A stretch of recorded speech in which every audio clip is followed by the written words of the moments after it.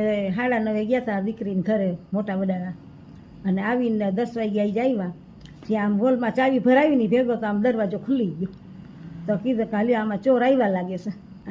23 તોલા હોનું છે ને 2 લાખ ઉપર રૂપિયા છે.